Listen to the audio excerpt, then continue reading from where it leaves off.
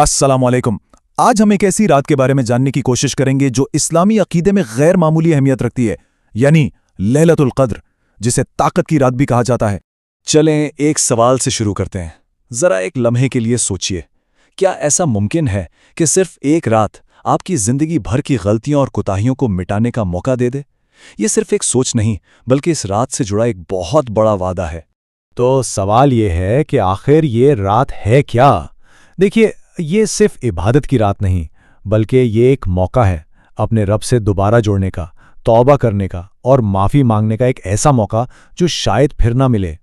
इस ताल्लुक को समझने के लिए एक बहुत ही प्यारी मिसाल दी जाती है। जैसे एक छोटा बच्चा अपनी माँ से डांट खा ले तो वो भागकर कहाँ जाता है? वो रोता हुआ वापस अपनी माँ की गोद में जाता है। क्यों? क्योंकि वो जानता है कि सज़ा देने वाली भी वही है और पनाह देने वाली भी वही। बिल्कुल इसी तरह गुनाह के बाद इंसान भी अपने रब की तरफ ही भागता है, क्योंकि हिसाब लेने वाली ज़ात भी वही है और माफ़ करने वाली भी वही। अच्छा, अब आते हैं इस रात के बिल्कुल मरकज़ी ख्याल पर, और वो है ख़ास किस्म का डर। ये वो डर नहीं जो सज़ा से लगता है, नहीं, ये तो अपने रब के जलाल और उसके सामने खड़े होने की हया का एहसास है। और यही वो डर है जो जन्नत के दरवाजे खोलता है। और इसकी ज़मानत खुद अल्लाह ने कुरान में दी है। वादा बिल्कुल साफ है, जो अपने रब के सामने खड़े होने से डर गया उसके लिए 2 जन्नतें हैं। ये एक आयत समझें इस रात के पूरे पैगाम का खुलासा है। जी हाँ, एक नहीं 2 जन्नतें। और ये इनाम दुनिया की चीज़ों के मामूली खौफ का नहीं है, बल्कि ये उस गहरे, सच्चे और बाअज़मत खौफ का है जो अल्लाह की बड़ाई को दिल से मानने पर पैदा होता है। इस बात को समझने के लिए एक बड़ी हैरानकुन कहानी सुनाई जाती है। एक ऐसा शख्स था जिसने, आप कह लें कि, पूरी जिंदगी गुनाहों में गुजार दी। जब उसकी मौत का वक्त करीब आया तो उसने अपने बेटों से एक अजीब सी वसीयत की। कहा कि जब मैं मर जाऊं तो मुझे जला देना, मेरी आधी राख को तेज हवा में उड़ा देना और आधी को गहरे समंदर में बहा देना। वो बेचारा समझता था कि शायद इस तरह वो अल्लाह की पकड़ से बच जाएगा। लेकिन अल्लाह तो हर चीज पर कादिर है ना?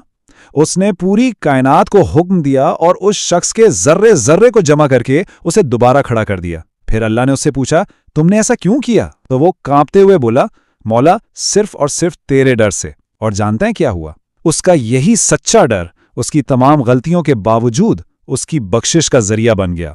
आप जरा 2 बिल्कुल मुख्तलिफ रवैयों को देखते हैं। गलती तो आदम से भी हुई थी और शैतान से भी, लेकिन जो असल फर्क था ना, वो था उनके रद्द अमल में। यहाँ फर्क बिल्कुल वाज़ेह है। हज़रत आदम अलैहिस्सलाम से भूल हुई तो अल्लाह के खौफ ने उन्हें फ़ौरन झुका दिया और उन्होंने तौबा कर ली। नतीजा क्या निकला? अल्लाह ने ना सिर्फ माफ़ किया बल्कि इज्जत भी बढ़ा दी। दूसरी तरफ शैतान था, उसने हुक्म तोड़ा और तकब्बुर में अकड़ गया। वो झुका नहीं और इसी वजह से हमेशा के लिए मलून हो गया। तो सारा खेल खौफ और घुमंड का था। जब शैतान को मोहलत मिली तो उसने कसम खाई कि वो इंसान को चारों तरफ से गुमराह करेगा, सामने से, पीछे से, दाएं से और बाएं से। मतलब उसने हर तरफ से घेरने का पूरा प्लान बनाया। लेकिन अपनी इस चाल में वो 2 सबसे ज़रूरी सिमतें भूल गया। कौन सी?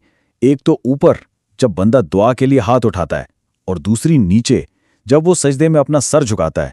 और बस यही वो 2 पनाह गाहें हैं जहां शैतान की कोई चाल नहीं चलती। तो फिर असल नेकी है क्या?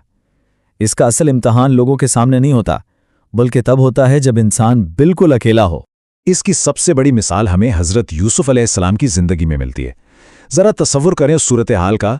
गुनाह के सारे असबाब मौजूद हैं, 7 दरवाजे पीछे से बंद हैं और सामने वक्त की सबसे हसीन औरत गुनाह की दावत दे रही है।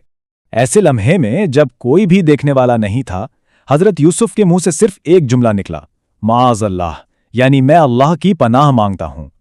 उन्होंने इस लम्हे की लज्जत पर अल्लाह के हमेशा रहने वाले खौफ को तरजीह दी, और यही उनकी असल अज़मत थी। तो सबक क्या मिला?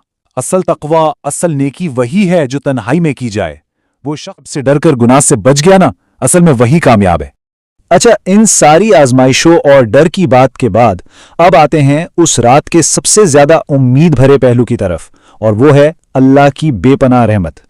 ऐसा कहा जाता है कि इस खास रात में अल्लाह की रहमत दुनिया के सबसे करीबी आसमान पर आ जाती है, यानी वो अपने बंदों के बहुत करीब आ जाती है उनकी पुकार सुनने के लिए। और फिर एक आवाज गूंजती है, अल्लाह की रहमत खुद पुकारती है कोई गुनाहगार जिसे मैं बख्श दूं?